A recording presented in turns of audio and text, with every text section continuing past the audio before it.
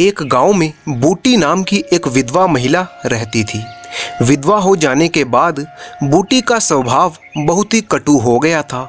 जब बहुत जी जलता तो अपने मरे हुए पति को कोसती, आप तो स्वर्ग सिधार गए, मेरे लिए यह जंजाल छोड़ गए। जब इतनी जल्दी ही जाना था तो ब्याह ना जाने किस लिए किया। घर में भूनी भांग तक नहीं थी और चले थे ब्याह करने। वह चाहती तो दूसरी सगाई कर लेती। उसके खानदान में तो इसका रिवाज भी है। देखने सुनने में तो बुरी ना थी। दो एक आदमी तैयार भी थे, लेकिन बूटी पतिव्रता कहलाने के मोह को छोड़ न सकी और सारा क्रोध उतरता उसके बड़े लड़के मोहन पर, जो अब 17-18 साल का हो चुका था। दूसरा बेटा सोहन अभी छोटा ही था। एक लड़की थी जिसका नाम था मैना। अगर ये तीनों ना होते तो बूटी को क्यों इतना कष्ट होता। जिसका थोड़ा सा काम कर देती वह रोटी कपड़ा दे देता। जब चाहती किसी के सिर बैठ जाती। अब अगर कहीं बैठ जाए तो लोग यही कहेंगे कि 3-3 बच्चों के होते हुए इसे क्या सूझी। बड़ा बेटा मोहन भरसक उसका भार हल्का करने की चेष्टा करता था। गाय भैंसों को साना पानी, दूहना मथना यह सब कर लेता, लेकिन बूटी का मुंह था कि सीधा ही ना होता। वह रोज एक ना एक खुचड़ निकालती रहती। मोहन ने भी उसकी घुड़कियों की परवाह करना छोड़ दिया था। पति उसके सिर पर यह गृहस्थी का भार पटक कर क्यों चला गया, उसे बस यही शिकायत थी। बेचारी का सर्वनाश ही कर दिया। ना खाने का सुख मिला, ना पहनने ओढ़ने का, और ना किसी और बात का। इस घर में क्या आई, मानो भट्टी में पड़ गई। उसके मन में कई इच्छाओं का द्वंद्व सा मचा रहता और उसकी जलन में उसके हृदय की सारी मधुरता जलकर भस्म हो चुकी थी। पति के पीछे और कुछ नहीं तो बूटी के पास 400-500 के गहने थे, लेकिन एक एक करके वो सब भी हाथ से निकल गए। उसी मोहल्ले में, उसकी बिरादरी में और भी कितनी औरतें थीं जो उम्र में उससे बड़ी थी, फिर भी वो गहनों से सजी सवरी रहती। आंखों में काजल, मांग में सिंदूर। बूटी को लगता था कि जैसे वो उसे जलाने के लिए ये सब करती थी। इसीलिए अब उनमें से कोई विधवा हो जाती तो बूटी को खुशी होने लगती और उसकी सारी जलन वह अपने लड़कों पर निकालती, विशेषकर मोहन पर। वह शायद सारे संसार की स्त्रियों को अपने ही रूप में देखना चाहती थी। शाम के समय मोहन दूध बेचकर घर आया तो बूटी ने उसे देखते ही कहा, देखती हूँ तू अब सांड बनने पर उतारू हो गया है। मोहन ने प्रश्न के भाव से देखा, कैसा सांड, बात क्या है? तू रूपा से छिप छिप कर नहीं हंसता बोलता, उस पर कहता है कि कैसा सांड, तुझे लाज नहीं आती? घर में पैसों की तंगी है और वहां उसके लिए पान लाए जाते हैं, कपड़े रंगाए जाते हैं। मोहन ने विद्रोह का भाव धारण किया। अगर उसने मुझसे 4 पैसे के पान मांगे तो क्या करता? कहता कि पैसे दे तब लाऊंगा। अपनी धोती रंगने को दी, उससे रंगाई मांगता। मोहल्ले में तू ही एक धन्ना सेठ है, और किसी से उसने क्यों ना कहा। यह वो जाने, मैं क्या बताऊं। तुझे अब छैला बनने की सूझती है।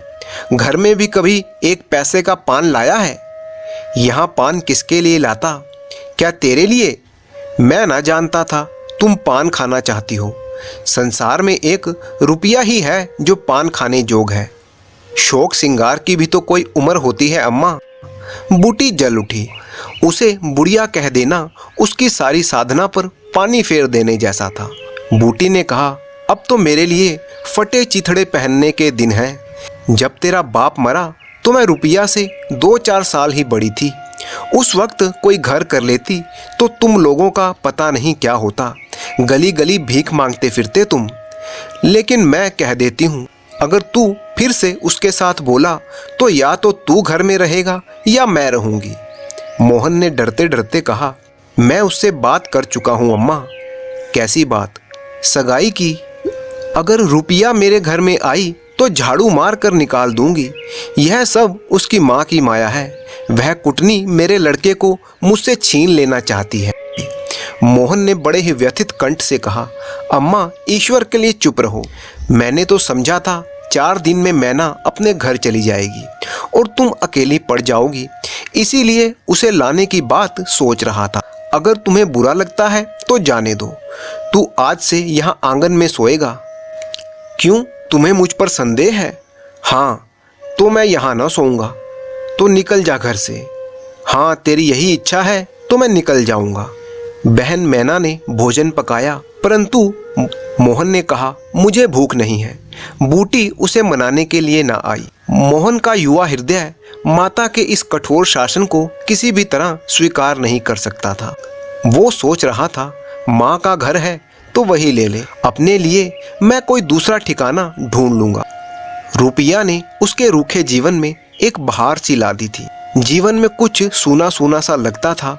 रुपया ने जैसे वसंत ऋतु की तरह उसके मन को पुलकित कर दिया। मोहन को जीवन में एक मीठा स्वाद मिलने लगा। कोई काम करता होता पर ध्यान रुपया की ओर ही लगा रहता। वह अपनी रूपा को लेकर माँ से अलग रहेगा, इस जगह ना सही तो किसी दूसरे मोहल्ले में सही। माँ अगर मान जाए तो उसे देवी जैसी बहू मिल जाती। ना जाने वो रूपा से इतनी चिढ़ती क्यों है। वह जरा पान खा लेती है और जरा साड़ी रंगा कर पहनती। तभी उसे चूड़ियों की झनकार सुनाई दी। रुपया आ रही थी। हाँ, वही थी। रुपया उसके पास आकर बोली, सो गए क्या? घड़ी भर से तुम्हारी राह देख रही हूँ, आए क्यों नहीं? मोहन आधी नींद में था। वो एकदम से चौंक कर उठ गया। अभी तक सो रहे थे क्या? हाँ, जरा नींद आ गई थी रूपा। तुम इस वक्त यहाँ क्या करने आई हो? कहीं अम्मा ने देख लिया तो मुझे मार ही डालेगी। तुम आज आए क्यों नहीं? आज अम्मा से लड़ाई हो गई। क्या कहती थी? कहती थी रूपा से बोलेगा तो मैं प्राण दे दूंगी। तुमने पूछा नहीं कि रुपया से क्यों चिढ़ती हो?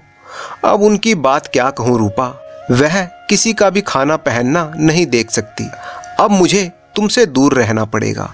ऐसी बात करोगी तो मैं तुम्हें लेकर भाग जाऊंगा।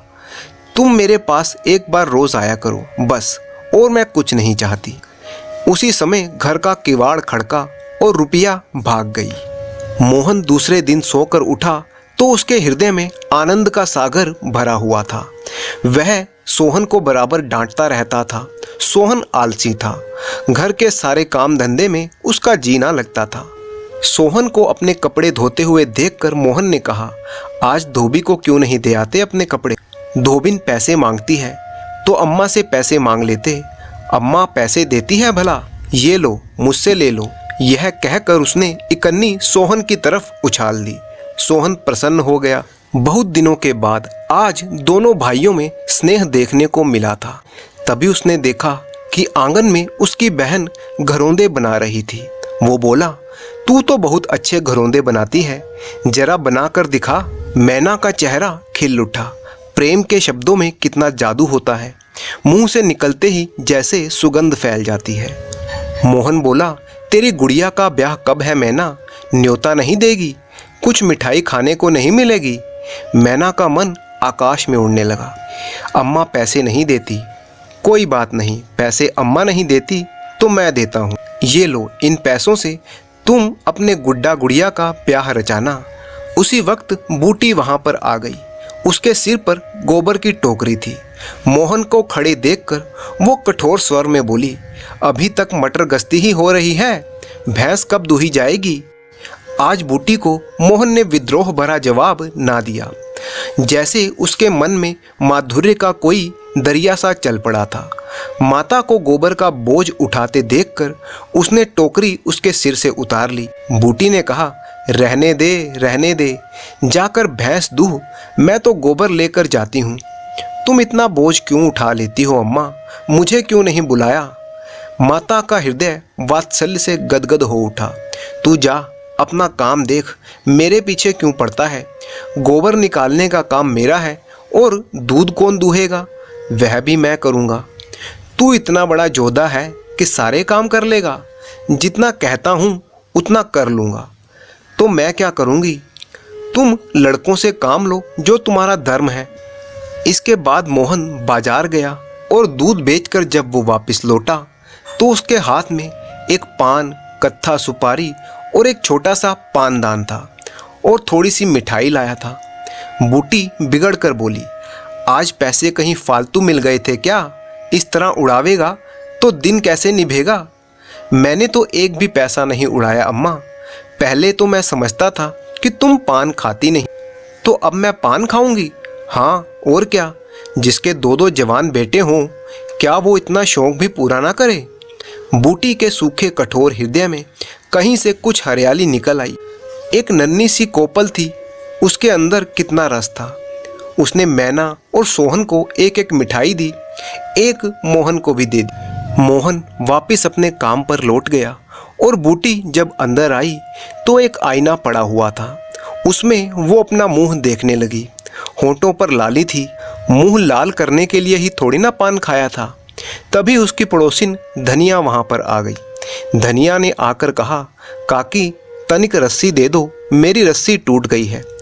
कल उसे बूटी ने साफ कह दिया था कि मेरी रस्सी गांव भर के लिए नहीं है, रस्सी टूट गई है तो अपनी बनवा लो। लेकिन धनिया आज फिर से उसके पास रस्सी मांगने के लिए आ गई। आज उसने धनिया को रस्सी निकालकर बड़े ही खुश मन से दे दी और उससे पूछा, लड़के के दस्त बंद हुए कि नहीं? धनिया ने उदास मन से कहा, नहीं काकी, आज तो दिन भर दस्त आए। तुम तो जानती ही हो उसके दांत आ रहे हैं। पानी भर ले तो जरा चल कर देखूं, दांत ही है या कुछ और फसाद तो नहीं है, किसी की नज़र वज़र तो नहीं लगी। अब क्या जाने काकी, कौन जाने किसकी आंख फूटी होगी। कभी कभी माँ की नज़र भी लग जाया करती है। ये क्या कहती हो काकी, भला कोई अपने बच्चे को भी नज़र लगाएगा? यही तो तू समझती नहीं, नज़र अपने आप भी लग जाती है। धनिया पानी लेकर आई तो बूटी उसके बच्चे को देखने लगी। तू तो आजकल अकेली ही है, घर के काम में बड़ी दिक्कत होती होगी।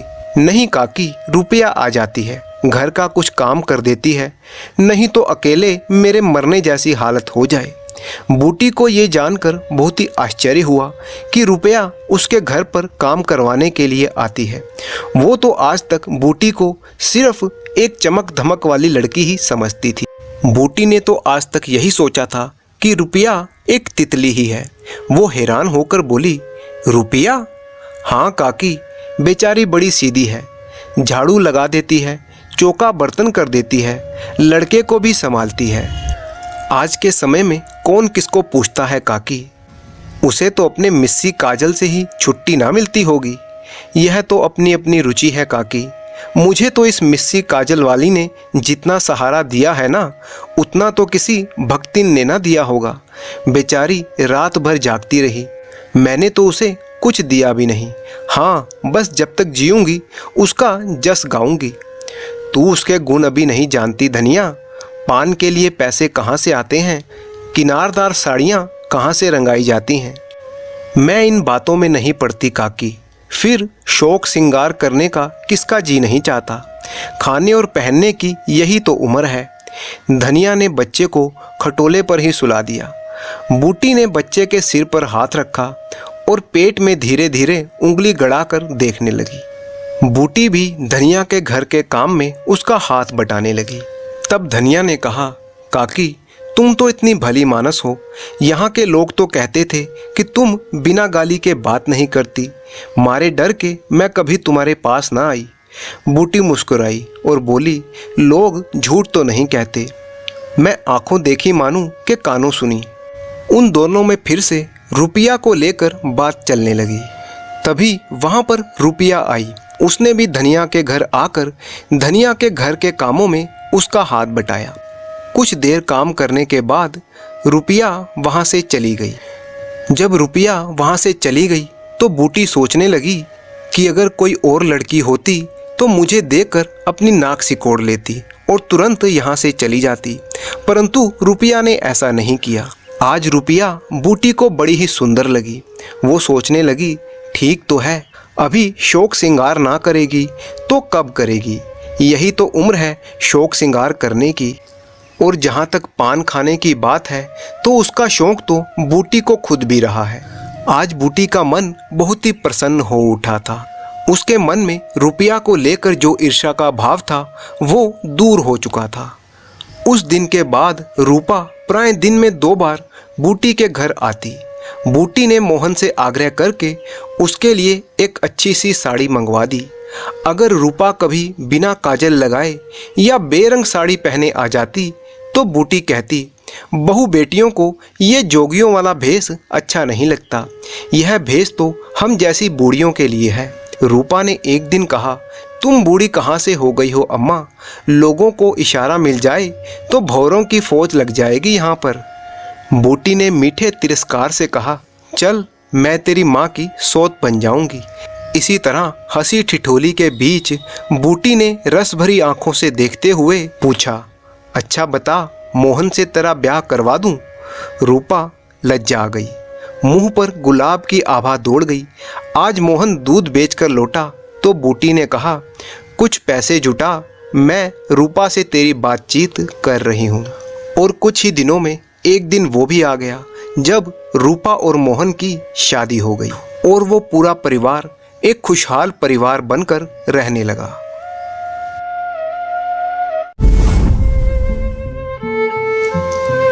बेनी माधव सिंह गौरीपुर गांव के जमींदार थे। उनके पिता किसी समय बड़े ही धन्य धान्य से संपन्न व्यक्ति थे। गांव का पक्का तालाब और मंदिर उन्होंने ही बनवाया था, जिसकी अब मुरम्मत होनी भी मुश्किल थी। कहते हैं किसी समय में उनके दरवाजे पर हाथी झूमता था। अब उसकी जगह एक बूढ़ी भैंस थी, जिसका शरीर बहुत कमजोर था परंतु दूध बहुत देती थी, क्योंकि एक ना एक आदमी हर समय हांडी लेकर उसके सिर पर सवार रहता था। बेनी माधव के दो बेटे थे। बड़े बेटे का नाम श्रीकंठ था। वो काफी पढ़ा लिखा था और इलाहाबाद में एक दफ्तर में नौकरी करता था। छोटा लड़का लाल बिहारी दोहरे बदन का सजीला जवान था, भरा हुआ मुखड़ा, चौड़ी छाती, जबकि श्रीकंठ की दशा बिल्कुल अलग ही थी। श्रीकंठ को आयुर्वेदिक औषधियों का बहुत ही ज्ञान था। गांव में उनका बड़ा सम्मान था। श्रीकंठ संयुक्त परिवार में बहुत विश्वास रखते थे। एक ऐसा परिवार जिसमें चाचा, ताऊ आदि सब मिलकर रहते थे। उन्हें लगता था कि आजकल की स्त्रियों को संयुक्त परिवार में रहने में अरुचि है, वो ठीक नहीं है। इसीलिए गांव की कई औरतें उनकी निंदा करती थीं। स्वयं उनकी पत्नी भी इस बात पर उनकी विरोधी थी। उनकी पत्नी आनंदी एक बहुत ही उच्च कुल की लड़की थी। उसके पिता भूप सिंह एक छोटी सी रियायत के तालुकेदार थे। विशाल भवन, हाथी, घोड़े, 3 कुत्ते, जो भी प्रतिष्ठा योग्य पदार्थ थे वो सब उनके पास थे। उनके कोई पुत्र नहीं था, 7 लड़कियां ही थी। आनंदी उनकी चौथी लड़की थी। पिता उसे बहुत चाहते थे। उन्हें लड़की के ब्याह की बहुत चिंता रहती थी। एक दिन श्रीकंठ उनसे चंदे का रुपया मांगने आया। शायद नगरी प्रचार का चंदा था। भूप सिंह उसके स्वभाव पर रीझ गए और धूमधाम से नीलकंठ और आनंदी का ब्याह करवा दिया। आनंदी अपने नए घर में आई तो यहाँ का रंग ढंग कुछ और ही देखा। जिस टिमटाम की उसे बचपन से आदत पड़ी थी वह यहाँ पर नाम मात्र भी नहीं था। हाथी घोड़ों का तो क्या ही कहना, कोई सजी सुंदर बहली तक ना थी। रेशमी स्लीपर साथ लाई थी, पर यहाँ बाग कहाँ, ना जमीन पर फर्श, ना दीवार पर तस्वीरें। एक सीधा साधा देहाती गृहस्थी का मकान था। किंतु आनंदी ने थोड़े ही दिनों में अपने को इस नई व्यवस्था के अनुकूल बना लिया, मानो उसने विलास के सामान को कभी देखा ही ना था। एक दिन दोपहर के समय उसका देवर लाल बिहारी सिंह 2 चिड़ियां लेकर आया और अपनी भाभी से बोला, जल्दी से इन्हें पका दो, मुझे भूख लगी है। आनंदी भोजन बनाकर उसकी राह देख रही थी। अब वह नया व्यंजन बनाने बैठी। हांडी में देखा तो घी पाव भर से अधिक ना था। बड़े घर की बेटी किफायत क्या जाने, उसने सब घी मांस में डाल दिया। लाल बिहारी खाने बैठा तो दाल में घी ना था। बोला, दाल में घी क्यों नहीं छोड़ा? आनंदी ने कहा, घी सब मांस में पड़ गया। लाल बिहारी जोर से बोला, अभी परसों ही घी आया था, इतना जल्दी उठ गया? आनंदी ने उत्तर दिया, आज तो कुल पाव भर ही रहा होगा, वह सब मैंने मांस में डाल दिया। जिस तरह सूखी लकड़ी जल्दी से जल उठती है, उसी तरह भूख से बावला मनुष्य जरा जरा सी बात पर तिनक जाता है। सो लाल बिहारी को अपनी भाभी की बात बुरी मालूम हुई। वो तिनक कर बोला, मेके में तो चाहे घी की नदी बहती हो। स्त्री गाली सह लेती है, मार भी सह लेती है, पर मेके की निंदा उनसे सही नहीं जाती। आनंदी मुंह फेर कर बोली, हाथी मरा भी तो 9 लाख का, वहां इतना घी नित्य नाई कहार खा जाते थे। लाल बिहारी जल गया, थाली पटक दी और बोला, जी चाहता है जीभ पकड़कर खींच लूं। आनंदी को भी क्रोध आया, मुंह लाल हो गया। बोली, वह होते तो आज इसका मजा चखाते। अब वह अपड़ उज्जड़ लाल बिहारी से रहा ना गया। उसकी स्त्री एक साधारण जमींदार की बेटी थी। वह जब जी चाहता उस पर हाथ साफ कर लिया करता।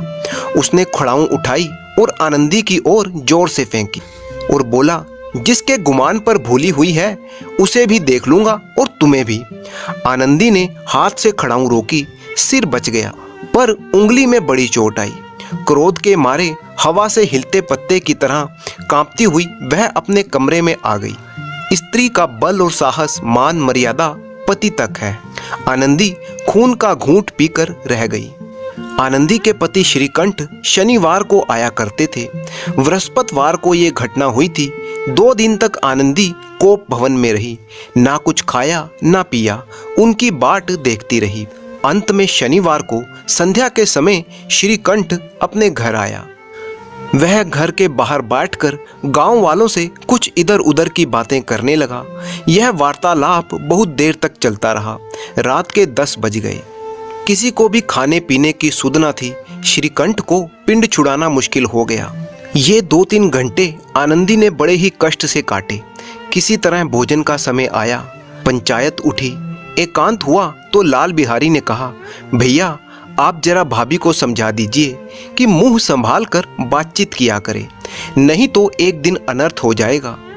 उनके पिता ने छोटे बेटे की तरफदारी करते हुए कहा, हाँ, बहू बेटियों का ये स्वभाव अच्छा नहीं है, मर्दों के मुंह ना लगे तो ठीक है। लाल बिहारी ने कहा, वह बड़े घर की बेटी है तो हम भी किसी कुर्मी कहार के नहीं हैं। श्रीकंठ ने चिंतित स्वर में पूछा, आखिर बात क्या हुई? लाल बिहारी ने कहा, कुछ भी नहीं, यूं ही आप में उलझ पड़ी। मेके के सामने हम लोगों को कुछ समझती ही नहीं। श्रीकंठ खा पीकर आनंदी के पास आए। वह भरी बैठी थी। आनंदी ने पूछा, चित्त तो प्रसन्न है ना आपका? श्रीकंठ बोले, बहुत प्रसन्न है, पर तुमने आजकल घर में यह क्या उपद्रव मचा रखा है? आनंदी की त्योरियों में बल पड़ गई। झुंझुलाहट के मारे बदन में ज्वाला सी दहक उठी। बोली, जिसने तुमसे यह आग लगाई है उसे जाकर पूछो। श्रीकंठ ने कहा, इतनी गर्म क्यों होती हो? बात तो कहो। क्या कहूँ, यह मेरे भाग्य का फेर है, नहीं तो गवार छोकरा जिसकी चपरासी की नौकरी करने की भी हैसियत नहीं है, मुझे खड़ाऊं से मारकर यूं ना करता। सब हाल साफ साफ कहो तो मुझे मालूम हो, मुझे तो कुछ पता ही नहीं। परसों तुम्हारे लाडले भाई ने मुझसे मांस पकाने के लिए कहा। हांडी में घी पाव भर से अधिक ना था।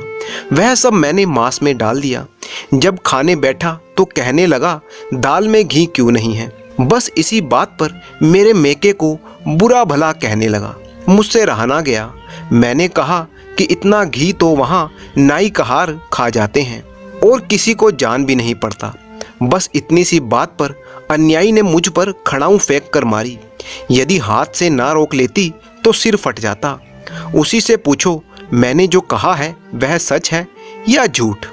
श्रीकंठ की आंखें लाल हो गई। बोले, यहाँ तो हद हो गई, इस छोकरे का ये साहस। आनंदी स्त्रियों के स्वभाव के अनुसार रोने लगी, क्योंकि आंसू तो उनकी पलकों पर रहते हैं। श्रीकंठ बड़े ही धैर्यवान और शांति पुरुष थे। उन्हें कभी कभार ही गुस्सा आता था। स्त्रियों के आंसू पुरुषों की क्रोधाग्नि को भड़का देते हैं। रात भर वो करवटें लेता रहा और सुबह उठते ही अपने बाप के पास जाकर बोला, दादा, अब इस घर में मेरा निर्वाह ना होगा। इस तरह की बातें सुनकर श्रीकंठ के पिता का दिल धक धक करने लगा। वे बोले, क्यों?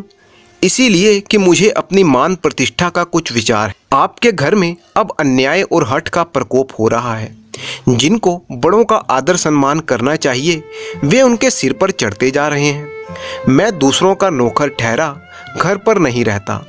यहाँ पीछे से मेरी स्त्री पर खड़ाऊं और जूतों की बौछार हो रही है। कोई बातों ही बातों में मुंह से कटाक्ष कर दे तो मैं सह लूंगा, पर लात घूसे पड़े ये मैं नहीं मानता। पिता कुछ जवाब न दे सके। श्रीकंठ सदैव उनका आदर करते थे। श्रीकंठ के ऐसे तेवर देखकर पिता अवाक रह गए। केवल इतना ही बोले, बेटा तुम बुद्धिमान होकर ऐसी बातें करते हो। स्त्रियां इस तरह घरों का नाश कर देती हैं, उनको सिर पर चढ़ाना अच्छा नहीं है। श्रीकंठ ने कहा, इतना तो मैं जानता हूँ, आपके आशीर्वाद से मूर्ख नहीं हूँ। आप स्वयं भी जानते हैं कि मेरे समझाने बुझाने से इस गांव में कई घर संभल गए हैं। पर स्त्री का मान और प्रतिष्ठा ईश्वर के दरबार में भी होती है। उसके साथ अन्याय और पशुत्व का व्यवहार मैं सह नहीं सकता। अब उसके पिता भी गर्मा गए, ऐसी बातें और ना सुन सके। बोले, लाल बिहारी तुम्हारा भाई है, उससे कभी भूल चूक हो गई तो उसके कान पकड़ लो। श्रीकंठ ने कहा, लाल बिहारी को मैं अब अपना भाई नहीं समझता। स्त्री के पीछे? जी नहीं, उसकी क्रूरता और अविवेक के कारण। दोनों कुछ देर तक चुप रहे। ठाकुर साहब लड़के का क्रोध शांत करना चाहते थे, लेकिन यह स्वीकार नहीं था कि लाल बिहारी ने कोई अनुचित काम किया है। इसी बीच में गांव के कई और सज्जन किसी न किसी बहाने से वहां पर आ बैठे। कई स्त्रियों ने जब सुना कि श्रीकंठ अपनी पत्नी के पीछे पिता से लड़ रहा है तो उन्हें बड़ा हर्ष हुआ। दोनों पक्षों की मधुर वाणियां सुनने के लिए उनकी आत्माएं तिलमिलाने लगी। गांव में कुछ लोग ऐसे कुटिल भी होते हैं जो इस तरह के दृश्य का आनंद लेना चाहते हैं। वे कहा करते थे, श्रीकंठ अपने बाप से दबता है इसीलिए वह दब्बू है, उसने विद्या पढ़ी इसीलिए वह किताबों का कीड़ा है। बेनी माधव सिंह उसकी सलाह के बिना कोई काम न करते थे। यह उनकी मूर्खता है। इतने लोगों की भीड़ जमा देखकर पिता ने अपने आप को शांत करते हुए कहा, बेटा मैं तुमसे बाहर नहीं हूँ, तुम्हारा जो जी चाहे वो करो। अब तो लड़के से अपराध हो गया, लेकिन श्रीकंठ किसी भी तरह के समझौते के पक्ष में नहीं था। पिता ने एक बार फिर से कहा, बेटा बुद्धिमान लोग मूर्खों की बात पर ध्यान नहीं देते। वो तो नासमझ है, उससे जो कुछ भूल हुई है तुम उसको क्षमा कर दो। श्रीकंठ ने कहा, उसकी इस दुष्टता को मैं कदापि नहीं सह सकता। या तो वो घर में रहेगा या मैं। आपको यदि वह प्यारा है तो मुझे विदा कर दीजिए, मैं अपना भार संभाल लूंगा। यदि मुझे रखना चाहते हो तो उससे कहिए कि वो यहाँ से चला जाए। बस यही मेरा अंतिम निर्णय है। छोटा भाई लाल बिहारी सिंह दरवाजे की चौखट पर चुपचाप खड़ा अपने भाई की बातें सुन रहा था। वह उनका बहुत आदर करता था। उसका कभी इतना साहस न हुआ था कि श्रीकंठ के सामने वो चारपाई पर बैठ जाए। अपने पिता का भी वो इतना मान ना करता था। श्रीकंठ का भी उस पर बहुत ही हार्दिक स्नेह था। अपने होश में उन्होंने कभी उसे डांटा तक नहीं था। जब भी वह इलाहाबाद से आते तो कोई ना कोई वस्तु उसके लिए अवश्य लाते। मुदगर की जोड़ी उन्होंने ही बनवा कर दी थी। ऐसे भाई के मुंह से ऐसी हृदय विदारक बातें सुनकर लाल बिहारी को बड़ी ही ग्लानि हुई। वह पश्चाताप की आग में जलने लगा और फूट फूट कर रोने लगा। इसमें कोई संदेह नहीं था कि उसे अब बहुत ही पछतावा हो रहा था। भाई के आने से एक दिन पहले ही उसकी छाती धक धक कर रही थी। वो सोच रहा था कि देखूं भैया क्या कहते हैं, मैं उनके सन्मुख कैसे जाऊंगा, उनसे कैसे बोलूंगा, मेरी आंखें उनके सामने कैसे उठेंगी। उसने समझा था कि भैया मुझे बुलाकर समझा देंगे। इस आशा के विपरीत आज उसने उन्हें निर्दयता की मूर्ति बने हुए देखा। वह मूर्ख था, परंतु उसका मानना था कि भैया मेरे साथ अन्याय कर रहे हैं। यदि श्रीकंठ उसे अकेले में बुलाकर दो चार बातें कह देते, इतना ही नहीं दो चार तमाचे भी लगा देते तो कदाचित उसे दुख ना होता। पर भाई का ये कहना कि अब मैं उसकी सूरत नहीं देखना चाहता, लाल बिहारी से सहा ना गया। वह रोता हुआ घर आया। कोठरी में जाकर अपने कपड़े पहने, आंखें पोंछी, जिससे कोई ये ना समझ सके कि वो रो रहा था।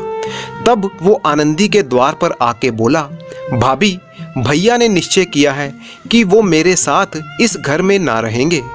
अब वह मेरा मुंह भी देखना नहीं चाहते, इसीलिए अब मैं जाता हूँ, उन्हें फिर मुंह ना दिखाऊंगा। मुझसे जो कुछ अपराध हुआ है उसे क्षमा कर देना।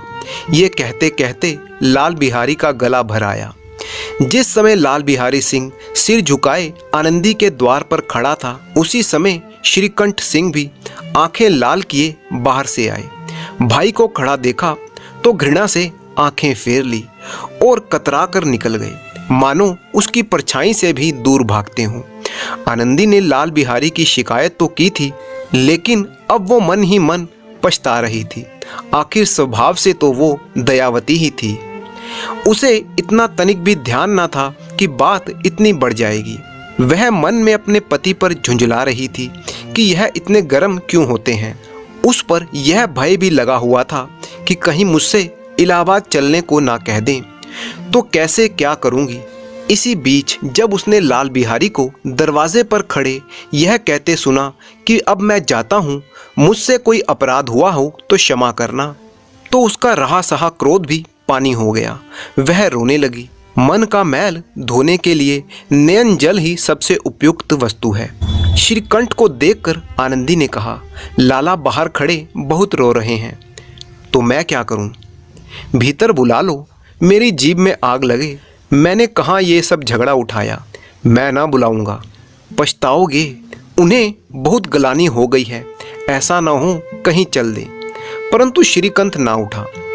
इतने में लाल बिहारी ने फिर कहा, भाभी, भैया से मेरा प्रणाम कह दो, वह मेरा मुंह देखना नहीं चाहते, इसीलिए मैं भी उन्हें अपना मुंह ना दिखाऊंगा। इतना कहकर लाल बिहारी वहां से चल पड़ा और शीघ्रता से दरवाजे की तरफ बढ़ने लगा। अंत में आनंदी कमरे से बाहर निकली और लाल बिहारी का हाथ पकड़ लिया। लाल बिहारी ने पीछे मुड़कर देखा और आंखों से आंसू भरे हुए बोला, मुझे जाने दो। कहाँ जाते हो? जहाँ कोई मेरा मुंह ना देखे। मैं ना जाने दूंगी। मैं तुम लोगों के साथ रहने योग्य नहीं हूँ। तुम्हें मेरी सौगंध है, एक भी पग आगे ना बढ़ाना। जब तक मुझे यह ना मालूम हो जाए कि भैया का मन मेरी तरफ से साफ हो गया है, तब तक मैं इस घर में कदापि नहीं रहूंगा। मैं ईश्वर को साक्षी मानकर कहती हूँ कि तुम्हारी ओर से मेरे मन में तनिक भी मैल नहीं है। अब श्रीकंठ का हृदय भी पिघला। उन्होंने बाहर आकर लाल बिहारी को गले लगा लिया। दोनों भाई फूट फूट कर रोने लगे। लाल बिहारी ने सिसयाते हुए कहा, भैया, अब कभी मत कहना कि मैं तुम्हारा मुंह नहीं देखना चाहता। इसके सिवा आप जो भी दंड देंगे मैं खुशी से स्वीकार करूंगा। श्रीकंठ ने कांपते हुए स्वर में कहा, लल्लू, इन बातों को बिल्कुल भूल जाओ। ईश्वर चाहेगा तो फिर ऐसा अवसर ना आएगा। बेनी माधव सिंह बाहर से आ रहे थे।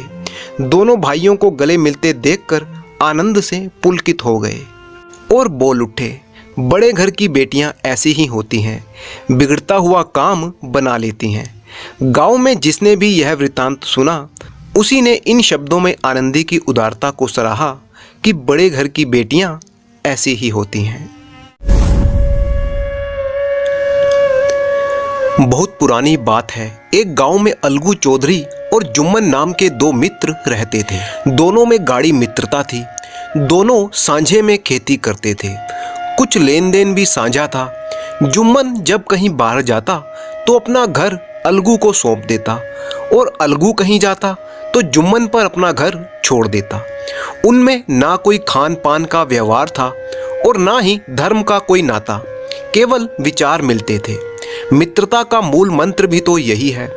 इस मित्रता का जन्म उस समय हुआ था जब दोनों मित्र बालक थे और जुम्मन के पिता उन्हें शिक्षा प्रदान करते थे।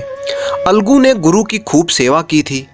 बस तभी से उन दोनों की मित्रता हो गई, जो आज तक चली आ रही थी। जुम्मन की एक बूढ़ी मौसी थी। उसके पास कुछ थोड़ी बहुत जमीन थी। उसके निकट संबंधियों में कोई ना था।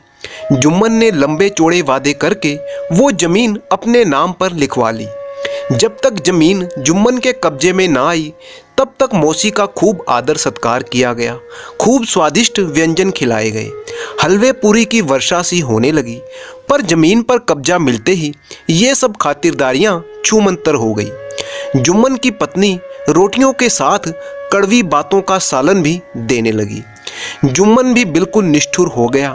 अब बेचारी मौसी को रोज ही कड़वी बातें सुननी पड़ती थी। जुम्मन की पत्नी कहती, बुढ़िया ना जाने कब जाएगी, 2-3 बीघे क्या दे दिए मानो मोल ही ले लिया हो। बघारी दाल के बिना रोटियां नहीं उतरती। जितना रुपया इसके पेट में झोंक दिया उतने में तो पूरा गांव मोल ले लिया होता।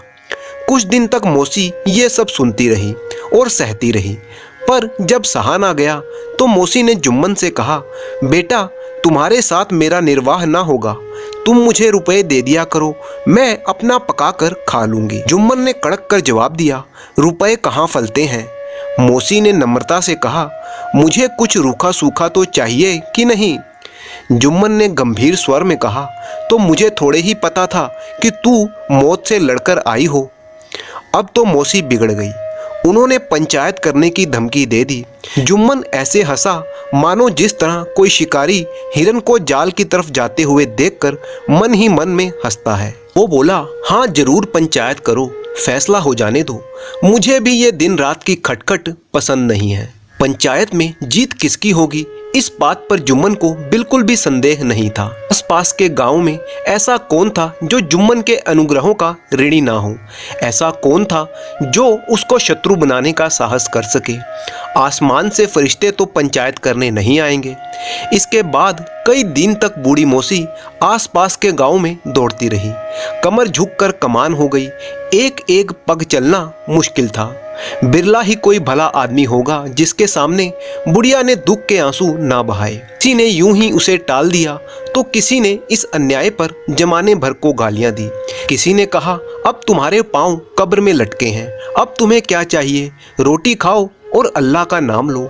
चारों ओर घूम घाम के बेचारी बुढ़िया अलगू चौधरी के पास आई और बोली, बेटा तुम भी दम भर कर मेरी पंचायत में चले आना। अलगू चौधरी ने कहा, बुलाकर क्या करोगी, गांव के आदमी तो वहां आवेंगे ही। इतनी विपदा तो मैं सबको रोवाई, अब आना या ना आना उन सब पर निर्भर है। यूं आने को तो मैं आ जाऊंगा मगर पंचायत में मुंह ना खोलूंगा। क्यों बेटा, अब इसका क्या जवाब दूं।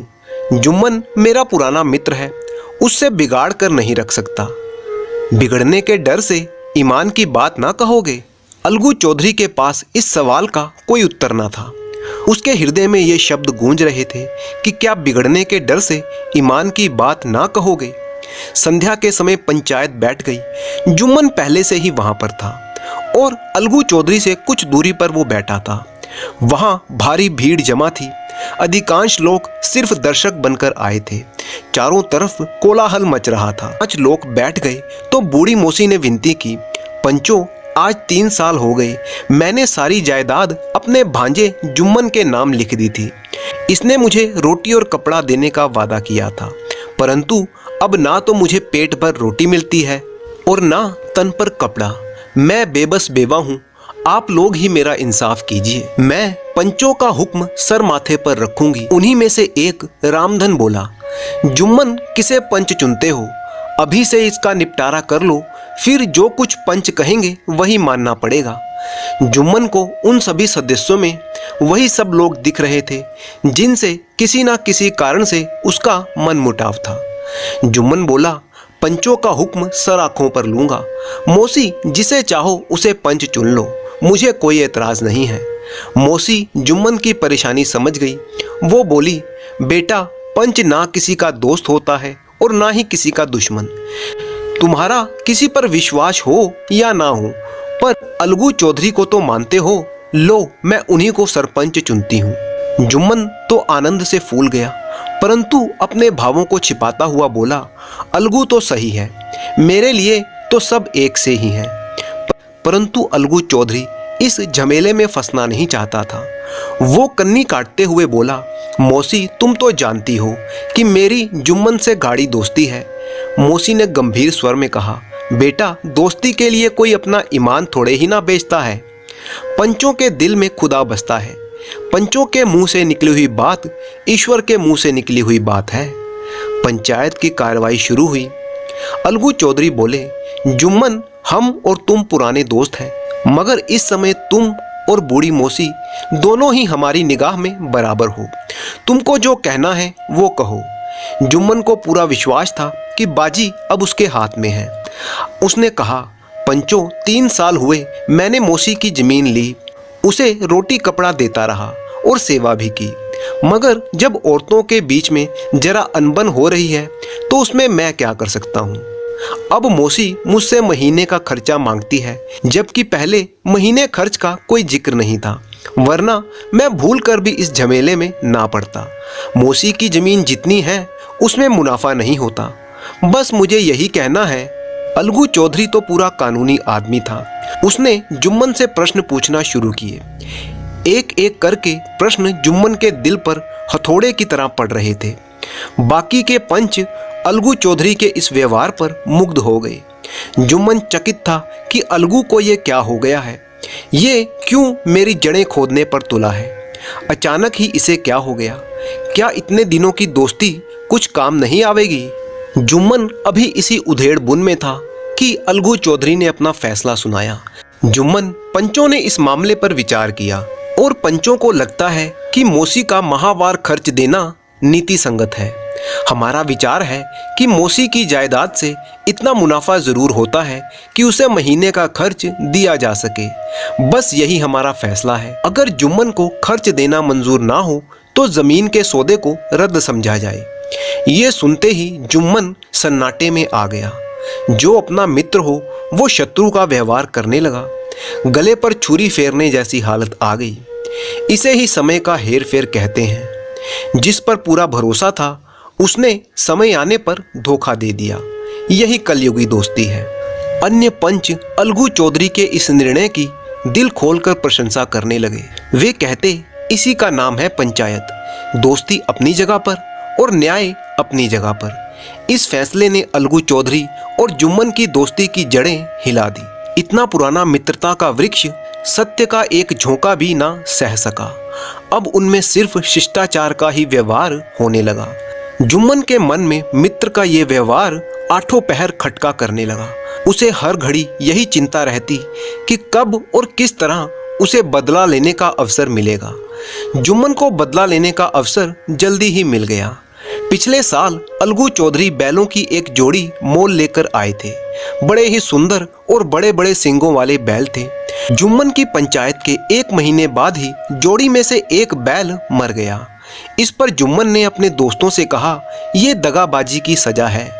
जबकि अलगू चौधरी को संदेह था कि जुम्मन ने बैल को विष दिलवा दिया है। अब चौधरी की पत्नी और जुम्मन की पत्नी में इस बात को लेकर खूब झगड़ा होने लगा। जुम्मन ने किसी तरह शांति स्थापित की और दोनों ने अपनी अपनी पत्नियों को डांट कर घर वापस भेज दिया। अलगू चौधरी ने सोचा, अकेला बैल किस काम का। उसका जोड़ा बहुत ढूंढा पर ना मिला। फिर ये फैसला लिया गया कि इसे बेच देना चाहिए। गांव में एक समझू साहू था। एक बैल वाली इक्का गाड़ी हाँकता गांव में गुड़ और घी लाद कर मंडी ले आते और मंडी से तेल नमक भर कर ले जाते और गांव में बेच देते। समझू साहू को अलगू का बैल बहुत ही भा गया। उसने सोचा, ये बैल हाथ लगे तो दिन भर में बेखटके 3 चक्कर लग जाएंगे। बैल देखा, गाड़ी में दौड़ाया, मोल तोल किया और उसे लाकर अपने द्वार पर बांध दिया। 1 महीने में दाम चुकाने का वादा भी कर दिया। चौधरी को भी गरज थी तो उसने घाटे की परवाह ना की। समझू साहू ने नया बैल पाया तो उसे रगड़ने लगा। वह दिन में 3-3 4-4 खेपे करने लगा। ना बैल के चारे की फिक्र और ना उसके पानी की, बस अपनी खेपों से ही उसको मतलब रहता। मंडी ले गए तो वहां कुछ सूखा भूसा उसके आगे डाल दिया। बेचारा जानवर अभी दम भी ना ले पाया था कि फिर से जोत दिया। वो बैल सोचता था, अलगू चौधरी के घर पर थे तो चैन की बंसी बजती थी। कभी कभार जोते जाते थे।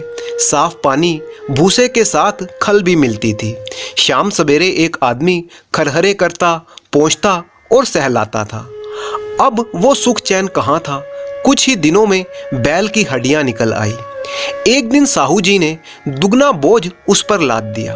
दिन भर के थके हुए जानवर को साहू जी कोड़े से फटकारने लगे। फिर क्या था, बैल चल पड़ा। साहू जी को पहुंचने की जल्दी थी, इसीलिए निर्दयता से कोड़े फटकारने लगे। परंतु इस बार बैल की शक्ति जवाब दे गई। वो धरती पर गिर गया और ऐसा गिरा कि फिर से ना उठा। साहू जी ने उसे बहुत पीटा, टांग खींची, नथनों में लकड़ी ठूस दी, पर कहीं मुर्दा भी उठते हैं भला। साहू जी खूब चिल्लाए, पर दूर दूर तक कोई नजर ना आया। आसपास कोई गांव भी नहीं था। लगे बैल को कोसने, तुझे मरना ही था तो घर पहुंचकर मरता, ससुरा बीच रास्ते में ही मर गया। अब गाड़ी कौन खींचे, बीच रास्ते में छोड़कर जा भी नहीं सकते। कमर में 250 रुपए बंधे थे और गाड़ी में माल लदा था, सो उन्होंने रात वहीं पर बिताने का निर्णय किया। वो गाड़ी पर ही सो गए। सुबह उनकी नींद टूटी तो देखा रुपयों की थैली गायब थी और तेल के कई कनस्तर भी नदारद थे। वो सिर पीटने लगे और पछाड़ खाकर गिरने लगे। साहू जी रोते बिलखते हुए घर पहुंचे, अपनी पत्नी को पूरी बात बताई। पत्नी पहले तो बहुत रोई और फिर अलगू चौधरी को गालियां देने लगी। घोड़े ने ऐसा कुलच्छणी बैल लिया है कि जन्म भर की कमाई ले गया। इस घटना को कई महीने बीत चुके।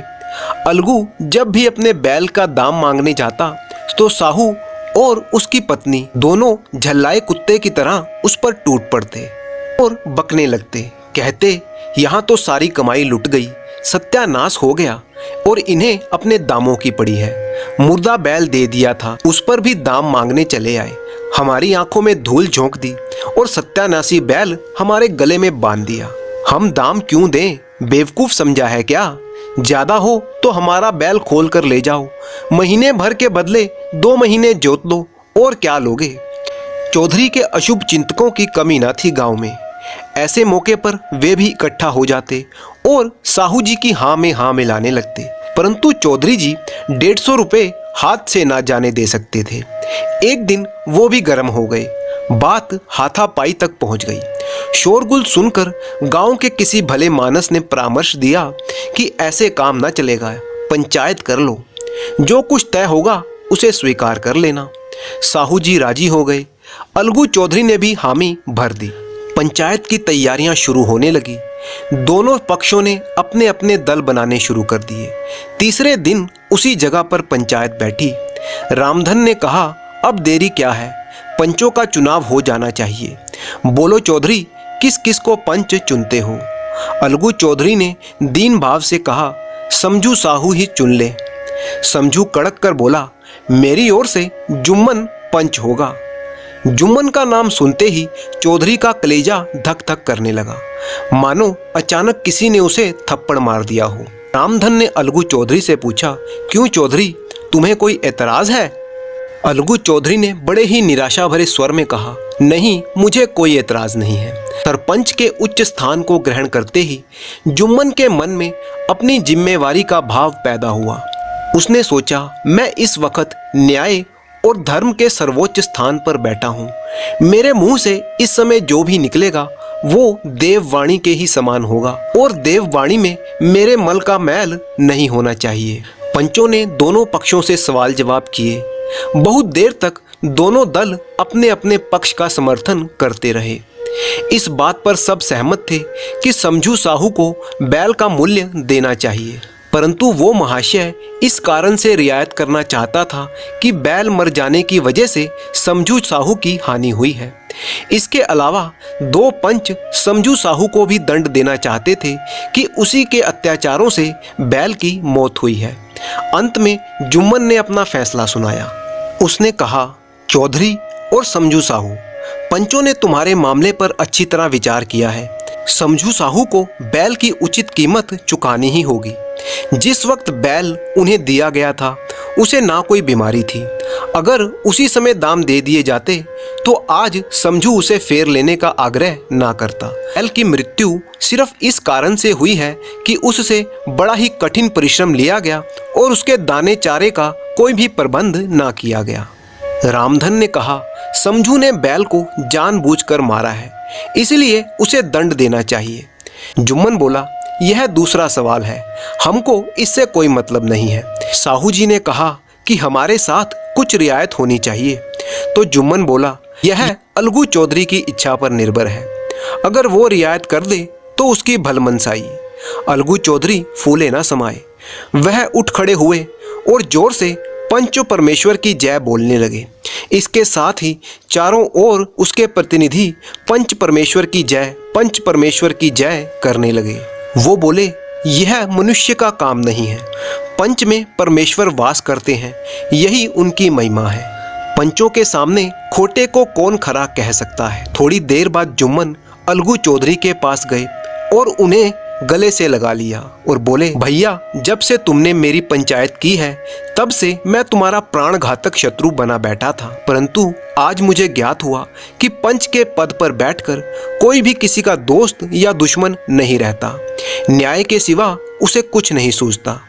आज मुझे विश्वास हो गया कि पंच की जुबान में खुदा का वास होता है। अलगू रोने लगा। इस पानी से दोनों के दिलों का मैल धुल गया। मित्रता की मुरझाई हुई लता फिर से हरी हो गई। दोनों पुराने मित्र फिर से एकजुट हो गए। जीवन दास नाम का एक गरीब मदारी अपने बंदर मन्नू को नचाकर अपनी जीविका चलाया करता था।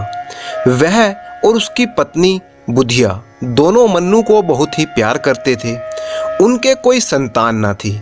मन्नू ही उनके स्नेह और प्रेम का पात्र था। दोनों अपने साथ उसे खिलाते और अपने साथ ही सुलाते थे।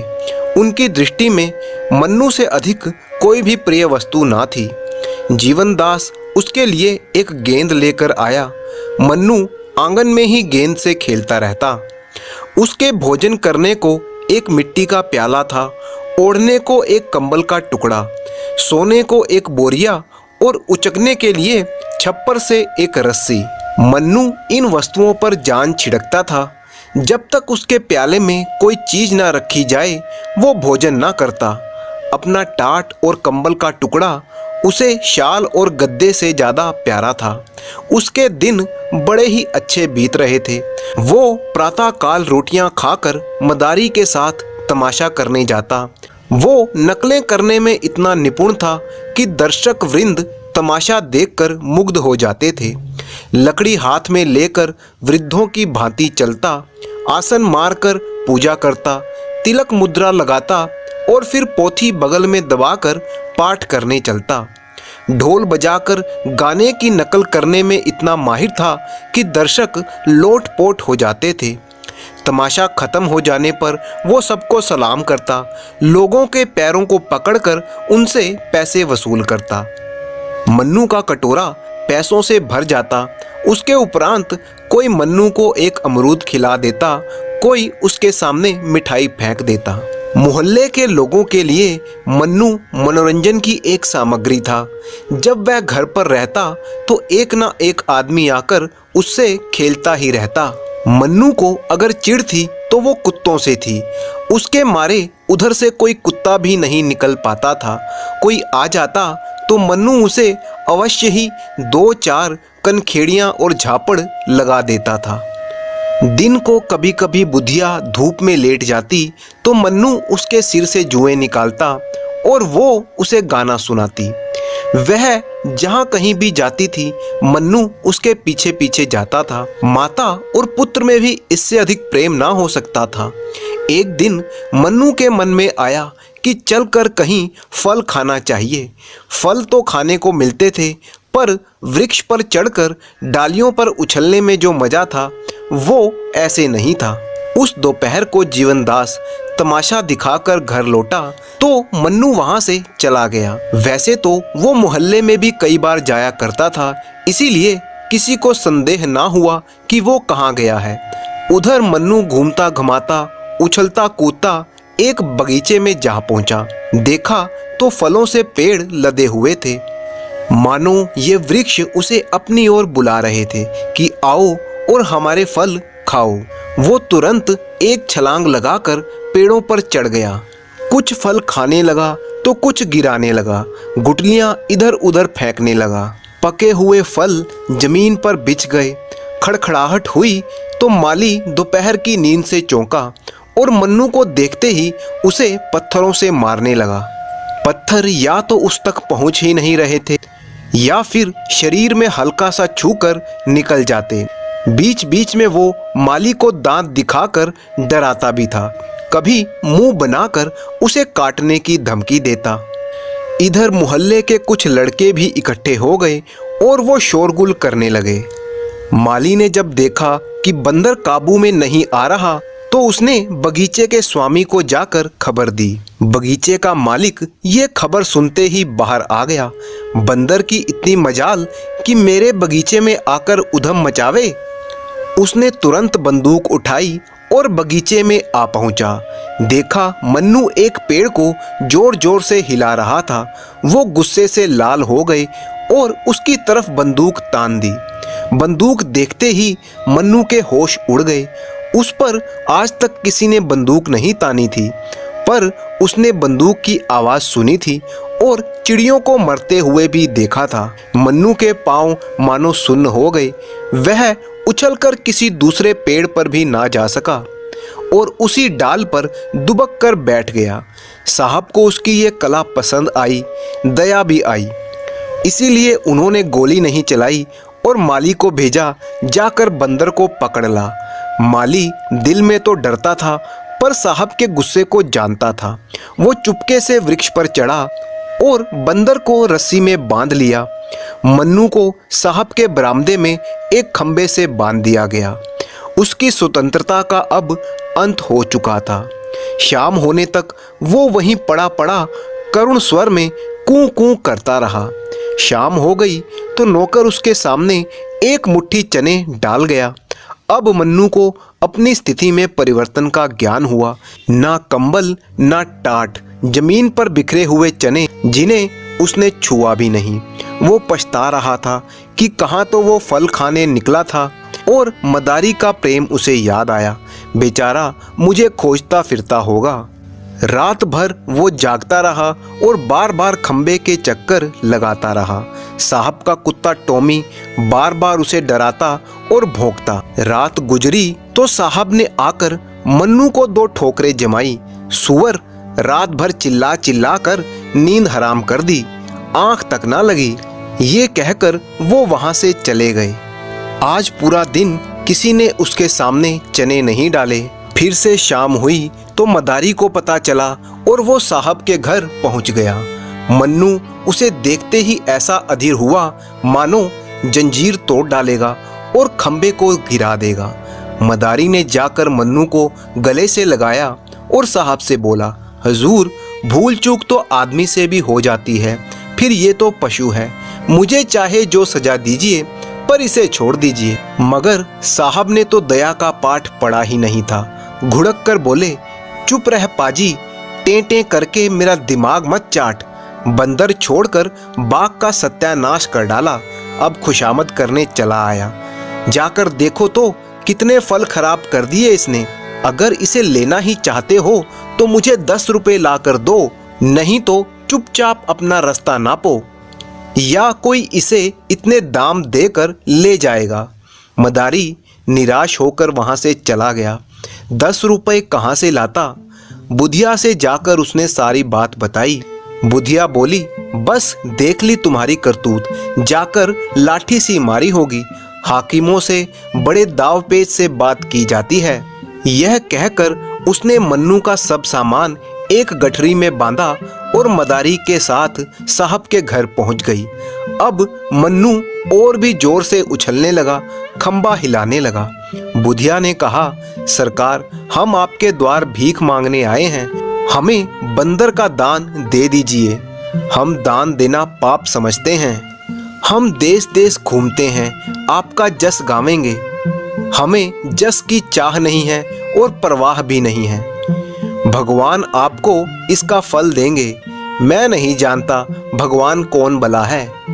महाराज क्षमा की बड़ी महिमा है। हमारे यहाँ सबसे बड़ी महिमा दंड की है। हजूर आप हाकिम हैं, हाकिमों का ये काम है न्याय करना। फलों के पीछे 2 आदमियों की जान ना लीजिए। न्याय से ही हाकिम की बड़ाई होती है। हमारी बड़ाई क्षमा और न्याय से नहीं, ना ही न्याय करना हमारा काम है, हमारा काम तो मौज करना है। बुधिया की कोई भी युक्ति उस घमंडी बगीचे के मालिक पर ना चली। अंत में वो निराश होकर बोली, हजूर, इतना हुक्म तो दे दीजिए कि ये चीजें बंदर के पास रख दूं, इन पर ये अपनी जान देता है। मेरे यहाँ कूड़ा करकट रखने की जगह नहीं है। आखिर बुधिया हताश होकर चली गई। साहब के कुत्ते टॉमी ने जब बंदर को देखा तो वो भौंकता रहा। उसकी चिल्लाहट सुनकर साहब कमरे से बाहर आए और मन्नू को कई ठोकरें लगाई। नौकरों को आज्ञा दी कि इस बदमाश को 3 दिन तक कुछ खाने के लिए मत देना। संयोग से उसी दिन एक सर्कस कंपनी का मैनेजर साहब से मिलने के लिए आया। उसने मन्नू को बंधे देखा। वो रोनी सूरत बनाए बैठा था। वो उसके पास गया और उसे पुचकारने लगा। मन्नू उछलकर उसकी टांगों से लिपट गया और उसे सलाम करने लगा। मैनेजर समझ गया कि ये पालतू जानवर है। उसे अपने सर्कस के तमाशे के लिए बंदर की जरूरत थी। उसने साहब से बात की और उसका उचित मूल्य देकर बंदर को अपने साथ ले गया।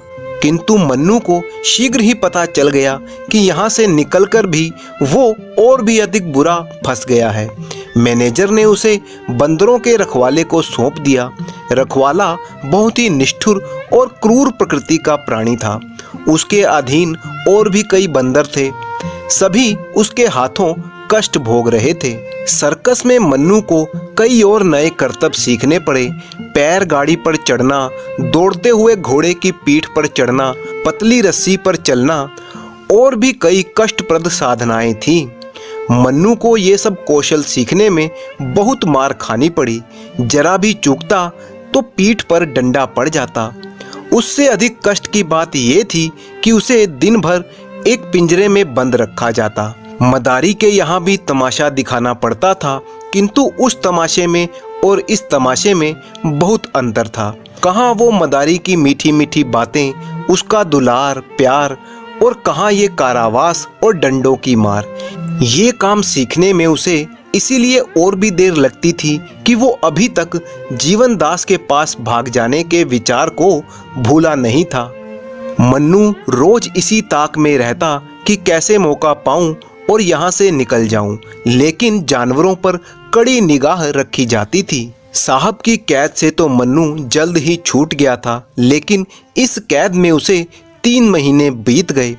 शरीर घुल गया, नित्य चिंता घेरे रहती थी, पर भागने का कोई उसको मौका नहीं मिल रहा था।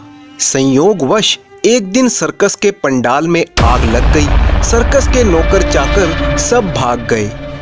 पशुओं की तो किसी ने खबर ना ली। सर्कस में बड़े बड़े भयंकर जीव जंतु तमाशा करते थे। 2 शेर, कई चीते, एक हाथी, एक रीछ था। आग लगते ही किसी ने जानवरों के सारे पिंजरे खोल दिए और सब जानवर चिल्ला चिल्ला कर भागने लगे। मन्नू भी भाग खड़ा हुआ। पीछे फिरकर भी ना देखा कि पंडाल जल गया या बचा। मन्नू उछलते कूदते सीधा घर पहुंच गया जहां जीवनदास रहता था, लेकिन दरवाजा बंद था। खपरेल पर चढ़कर वो घर में घुस गया, मगर किसी आदमी के चिन्ह दिखाई नहीं दिए। वो जगह जहां वो सोता था, जिसे बुधिया गोबर से लीपकर साफ रखती थी, अब घास पत्तों से ढकी हुई थी। एक लकड़ी जिस पर चढ़कर कूदा करता था, वो दीमकों ने खा ली थी। मोहल्ले वाले उसे देखते ही पहचान गए। शोर मच गया, मन्नू आया, मन्नू आया। मन्नू उस दिन से रोज शाम को उसी घर में आ जाता और अपने पुराने स्थान पर लेट जाता। वह दिन भर उसी मोहल्ले में घूमा करता था। कोई कुछ दे देता तो खा भी लेता था, मगर किसी को कोई चीज छूने नहीं देता था। उसे अब भी आशा थी कि मेरा स्वामी यहाँ मुझसे अवश्य मिलेगा। रात को उसके कराने की करुण ध्वनि सुनाई देती थी। उसकी दीनता पर देखने वालों के आंखों से आंसू निकल पड़े। इस प्रकार कई महीने बीत गए। एक दिन मन्नू गली में बैठा हुआ था। इतने में लड़कों का शोर सुनाई दिया। उसने देखा एक बुढ़िया फटे चिथड़ों में लिपटी हुई, जिसके बाल बिखरे हुए थे, भूतनियों की तरह चली आ रही थी और कई लड़के उसके पीछे भाग रहे थे, उसको पत्थर मार रहे थे।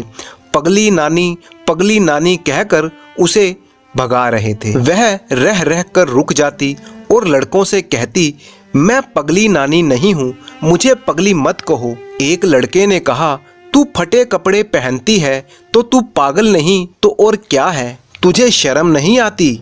शर्म किसे कहते हैं बेटा? तुझे कोई जो कुछ देता है तू उसे खा लेती है, तू पागल नहीं तो और क्या है? इसमें पागलपन की क्या बात है बेटा? भूख लगती है पेट भर लेती हूँ। सब तुझे पागल पागल कहते हैं, तुझे क्रोध नहीं आता? क्या जाने बेटा, मुझे तो क्रोध नहीं आता। यह क्रोध किसी को आता भी क्यों है, मैं तो भूल गई हूँ। कई लड़कों ने इस पर पगली पगली का शोर मचाया, परंतु बुढ़िया उसी तरह शांत भाव से आगे चलती रही। जब वह निकट आई तो मन्नू ने उसे पहचान लिया। यह तो मेरी बुधिया है। वो दौड़कर उसके पैरों से लिपट गया। बुधिया ने चौंक कर मन्नू को देखा और पहचान गई। उसने उसे छाती से लगा लिया। मन्नू को गोद में लेते ही बुधिया को अनुभव हुआ कि मेरे सारे कपड़े फटे हुए हैं। मारे शर्म के वो खड़ी ना हो सकी और एक लड़के से बोली, बेटा मुझे कुछ पहनने के लिए दो। फिर एक लड़का दौड़कर एक कपड़ा लेकर आया और उसे दे दिया। बुधिया ने वो कपड़ा पहन लिया और बाल समेट लिए। उसके मुख पर जो एक अमानुष आभा थी, उसकी जगह चिंता का पीलापन दिखाई देने लगा। वह रो रो कर मन्नू से कहने लगी, बेटा तुम कहाँ चले गए थे? इतने दिन हो गए हमारी सुध ना ली। तुम्हारा मदारी तुम्हारे ही वियोग में परलोक सिधार गया। मैं भीख मांग कर अपना पेट पालती हूँ। घर द्वार तहस नहस हो गया। तुम थे तो खाने को पहनने को सब मिल जाता था, परंतु अब तो सारी इच्छाएं ही लुप्त हो गई हैं। तुम्हारा मदारी मरा पर आंखों से आंसू ना आए। वह खाट पर पड़ा कराहता रहा और मेरा कलेजा ऐसा पत्थर हो गया कि उसकी दवा दारू कौन करे। उसके पास खड़ी तक ना होती थी। मैं सोचती थी ये मेरा कौन है। अब आज वे सब बातें और अपनी दशा याद आती है तो यही कहना पड़ता है कि मैं सचमुच पागल ही हो गई थी। लड़कों का मुझे पगली नानी कहकर चिढ़ाना ठीक ही था। ये कहकर बुधिया मन्नू को लेकर गांव से बाहर एक बाग में गई, जहां पर एक पेड़ के नीचे वो रहती थी। इसके सिवा मनुष्य के बसेरे का वहां कोई भी चिन्ह नहीं था। आज से मन्नू बुधिया के पास रहने लगा। वो सवेरे से ही घर से निकल जाता, नकलें करता, भीख मांगता और बुधिया के लिए खाने भर को नाज व रोटियां लेकर आता। पुत्र भी होता तो वो इतने प्रेम से अपनी माता की सेवा ना करता। उसकी नकलों से खुश होकर लोग उसे पैसे भी देते थे। उन पैसों से बुधिया खाने की चीजें बाजार से लाती थी। लोग बुधिया के प्रति बंदर का ये प्रेम देखकर हैरान रह जाते थे और कहते कि यह बंदर नहीं कोई देवता है। भानु चौधरी अपने गांव के मुखिया थे। गांव में उनका बड़ा ही मान था। मुखिया साहब की ऐसी धाक बंधी हुई थी कि उनकी मर्जी के बिना गांव में पत्ता भी नहीं हिल सकता था। कोई भी घटना हो, चाहे वह सास बहू का विवाद हो, मेड़ या खेत का झगड़ा हो, चौधरी साहब ही सभी झगड़ों का निपटारा करते थे। चौधरी जी के दरबार में जो फैसला हो जाता तो किसी को अदालत जाने की जरूरत ना पड़ती थी। चौधरी महाशय के 3 पुत्र थे। बड़ा लड़का बितान एक बहुत ही शिक्षित मनुष्य था। वो बड़ा ही अनुभवी और बड़ा ही नीति कुशल था। बूढ़े चौधरी साहब उसकी हर बात मानते थे, क्योंकि वह अदालत और कानून के मामलों में बहुत बड़ा जानकार था।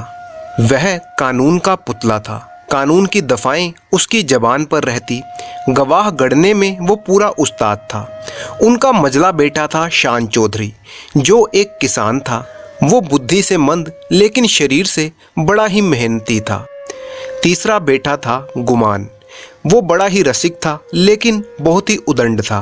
मछली पकड़ने का शौकीन बड़ा ही रंगीला जवान था वो, लेकिन था वो अपनी मर्जी का मालिक ही। किसी भी घुड़की, धमकी, शिक्षा और उपदेश का उस पर कोई भी असर नहीं होता। उसकी भाभियां अभी तक उसकी ओर से निराश ना हुई थी। वो उसे अभी तक कड़वी दवाइयां पिलाती रहती, पर वह आलस्य का मारा उस पर कोई भी असर ना होता था। ऐसा कोई ही विरला दिन जाता जब गुमान को उसकी भाभियों ने कोई कटु वाक्य ना कहे हो। ये वैशीले शब्द कभी कभी उसके कठोर हृदय पर चुभ भी जाते, किंतु यह घाव रात भर से अधिक न टिकते। भोर होते ही उसकी थकान और पीड़ा शांत हो जाती। सुबह उठते ही वो हाथ मुंह धोता, बंसी उठाई और तालाब की तरफ चल दिया। बूढ़े चौधरी ने कई पैतरे बदल बदल कर उसको समझाने की कोशिश की, परंतु कोई लाभ ना हुआ। भाई लोग तीखी निगाह से उसको देखा करते, पर गुमान उन लोगों के बीच से इस तरह अकड़ता चला जाता जैसे कोई मस्त हाथी कुत्तों के बीच से निकल जाता हो। उसे सुमार्ग पर लाने के लिए क्या क्या उपाय नहीं किए गए। बाप उसे समझाता, बेटा ऐसी राह पर मत चलो जहां पर तुम्हारा और तुम्हारे परिवार का निर्वाह ना हो सके। भाइयों के भरोसे तक कब तक रहोगे? मैं तो पका आम हूँ, आज टपका या कल कुछ पता नहीं, फिर तुम्हारा निर्वाह कैसे होगा? भाई भी तुम्हें ना पूछेंगे। भाभीियों के रंग तो तुम देख ही रहे हो। तुम्हारे खुद के भी बाल बच्चे हैं, उनका भार कैसे संभालोगे? खेती में जी नहीं लगता तो कोई और काम कर लो। पर गुमान खड़ा खड़ा यह सब सुनता रहता। वो तो पत्थर का देवता था, कभी ना पसीजता। गुमान की इन सब हरकतों का दंड उसकी बेचारी पत्नी को भोगना पड़ता था। मेहनत के घर के जितने भी काम हो वो उसी के सिर पर थोपे जाते। चाहे उपले बनाना हो, कुएं से पानी लाना, आटा पीसना, सब काम वही करती। जेठानियां सीधे मुंह से बात ना करती थी, बस अपने वाक्यों के बाण से उसे छेदा करती। एक बार जब वह पति से कई दिन तक रूठी रही तो बांके गुमान कुछ नरम हुए और अपने पिताजी से जाकर बोले, मुझे कोई दुकान खुलवा दीजिए। चौधरी ने परमात्मा को धन्यवाद दिया और फूलाना समाया। कई सौ रुपए लगाकर कपड़े की एक दुकान खुलवा दी गई। गुमान के जैसे भाग्य जाग गए। अलग अलग तरह के कुर्ते और कई तरह के थान दुकान में लाकर रखे गए, परंतु यहाँ पर भी गुमान का आलस्य ही आड़े आया। सौदा बिके या ना बिके, उसे लाभ जरूर होता था। दुकान खुल तो गई थी, वहीं पर उसके 5-10 मित्र आ जमते और सारा दिन गपबाजी करते रहते। मित्रों के साथ गपबाजी और चाय नाश्ता, बस यही उसकी दुकान पर चल रहा था। इस तरह से 3 महीने चैन से कट गए। बांके गुमान ने खूब दिल खोलकर अपने अरमान निकाले, यहाँ तक कि सारी लागत भी चौपट हो गई। टाट के एक टुकड़े के सिवाय कुछ भी ना बचा। घर वालों को जब ये पता चला तो बूढ़े चौधरी को भी बहुत गुस्सा आया। भाभियों ने घोर आंदोलन मचाया और कहा, इतनी बड़ी दुकान को इस निकट्टू ने भस्म कर दिया, अब हम कहाँ मुंह दिखाएं और कौन सा मुंह लेकर ये घर में पैर रखता है। किंतु बांके गुमान के तेवर जरा भी मैले ना हुए। वह मुंह लिए फिर घर आया और वही पुरानी चाल चलने लगा। बड़ा भाई बितान उसके ये ठाट बाट देखकर जल जाता था और सोचता था, सारा दिन मेहनत मैं करूं, पसीना मैं बहाऊं और सुख की जिंदगी जिए ये गुमान। खुद तो बस ये अपाहिज सारा दिन चारपाई तोड़ता है और बन ठन कर निकलता है। ऐसे वस्त्र तो शायद मुझे मेरे ब्याह पर भी ना मिले होंगे। मंझले भाई शान के मन में भी कुछ ऐसे ही विचार उठते थे। अंत में यह जलन उनसे सही ना गई और अग्नि भड़क उठी। एक दिन बड़े भाई बितान की पत्नी ने गुमान के सारे कपड़े उठाए और मिट्टी का तेल उड़ेल कर उन पर आग लगा दी। ज्वाला उठी, सारे कपड़े देखते ही देखते जलकर राख हो गए। गुमान बेचारा रोता ही रह गया। दोनों भाई खड़े खड़े तमाशा देखते रहे। बूढ़े चौधरी ने जब यह दृश्य देखा तो सिर पीट लिया। वह समझ गया कि यह द्वेष की अग्नि है, घर को जलाकर राख कर देगी। यह ज्वाला तो थोड़ी देर में शांत हो गई, परंतु हृदय की ज्वाला ज्यों की त्यों दहकती रही। अंत में एक दिन बूढ़े चौधरी ने घर के सभी सदस्यों को बुलाया और इस गूढ़ विषय पर अपने विचार रखने के लिए कहा कि कैसे बेड़ा पार होगा, और अपने बड़े बेटे बितान से बोला, बेटा तुमने आज देखा कि बात की बात में सैकड़ों रुपयों पर पानी फिर गया। इस तरह तो निर्वाह नहीं होगा। तुम समझदार हो, तुम ही कोई हल निकालो। परंतु बेटा बितान बिल्कुल चुप रहा। वह अभी इसका उत्तर सोच ही रहा था कि तभी उसकी पत्नी बोल उठी, दादाजी अब समझाने बुझाने से काम नहीं चलेगा। सहते सहते हमारा कलेजा फट गया है। बेटे की जितनी पीर बाप को होगी, भाइयों को भी उतनी होगी क्या? उसकी आधी भी नहीं हो सकती। मैं तो साफ कहती हूँ कि घर का बंटवारा कर दीजिए। भला क्या होगा, ज़्यादा से ज़्यादा दुनिया हम पर हंसेगी और क्या। अपनी पत्नी की बात सुनकर बितान ने भी उसकी हाँ में हाँ मिलाई और कहा, हाँ पिताजी, यही सही रहेगा। अब बारी थी मंद बुद्धि शान की, पर बेचारा वो तो किसान था, बैलों के पीछे आंखें बंद करके चलने वाला। ऐसे गूढ़ विषय पर वो मुंह कैसे खोलता, वो दुविधा में ही पड़ा था। तभी उसकी धर्मपत्नी अपनी जेठानी का अनुसरण करते हुए बोली, बड़ी बहन ने जो कहा है वो बिल्कुल सही कहा है। इसके अलावा कोई दूसरा उपाय नहीं है। कोई तो कलेजा तोड़ तोड़ कर कमाए, मगर पैसे पैसे को तरसे, तन ढांकने को वस्त्र तक ना मिले और कोई सुख की नींद सोए। ऐसी अंधेर नगरी में अब हमारा निर्वाह ना होगा। शान चौधरी ने भी इस प्रस्ताव का पूरा अनुमोदन किया। अब बूढ़े चौधरी अपने बेटे गुमान से बोले, क्यों बेटा, तुम्हें भी यही मंजूर है? अभी कुछ बिगड़ा नहीं है। काम धंधा करोगे या अभी भी आंखें नहीं खुली? गुमान में धैर्य की कमी ना थी। बातों को इस कान से सुनकर उस कान से उड़ा देना जैसे उसका रोज का काम था। किंतु आज उसके भाइयों की इस जली कटी पर उसको बहुत ही क्रोध आ गया। वो बोला, भाइयों की जो इच्छा है वही मेरे मन में भी लगी हुई है। मैं भी इस जंजाल से भागना चाहता हूँ। मुझसे मजूरी ना होगी। जिसके भाग्य में चक्की पीसना है वो पीसे। मेरे भाग्य में चैन करना लिखा है तो मैं क्यों अपना सिर ओखली में दूं? मुझे किसी की कोई परवाह नहीं है। आप लोग मेरे पीछे क्यों पड़े हैं? अपनी अपनी फिक्र कीजिए। इतना कहकर गुमान वहां से चला गया। अब फैसला हो चुका था कि घर का बंटवारा किया जाएगा। 2-3 दिन तक गुमान ने घर पर खाना नहीं खाया। वो बाहर ही रहता और चौपाल पर सोया रहता। अंत में बूढ़े चौधरी गए और उसे मनाकर घर ले आए। उसी गांव में एक फेरी लगाने वाला आदमी जिसका नाम था गुरदीन, जो सप्ताह में एक बार उस गांव में फेरी लगाया करता था। गुरदीन की टोकरी में तरह तरह की मिठाइयाँ होती थी। गांव के बच्चे तो जैसे बस उसी का इंतजार किया करते थे। गुरदीन की आवाज़ सुनते ही जैसे सारे गांव के बच्चे उसी की तरफ दौड़ पड़ते। वह गांव में हर मंगलवार को आया करता था। आज उसी के आने का दिन था और सभी बच्चे उसकी प्रतीक्षा कर रहे थे।